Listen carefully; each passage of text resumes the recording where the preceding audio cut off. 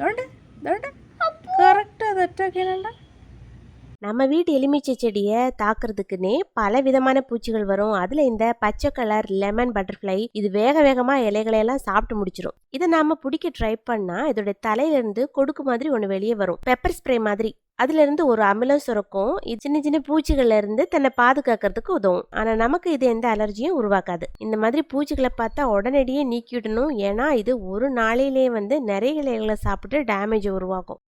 நம்ம சின்ன வயசுல பயறு வகை செடிகள்ல வேர் முடிச்சுக்கள் இருக்குன்னு படிச்சிருக்கோம்ல. பயறு வகை செடிகள்ல rhizobium bacteria root nodules form பண்ணும். அந்த ரூட் நோடியூல்ஸ்குள்ள இருந்துகிட்டே காத்துல இருக்கிற நைட்ரஜனை ஃபிக்ஸ் பண்ணி செடிக்கு கொடுக்கும். யூஸ்வலா பயறு வகை செடி, சங்கப்பூ செடி இதுல எல்லாம் தான் வேர் முடிச்சுக்கள் இருக்குன்னு படிச்சிருக்கோம்.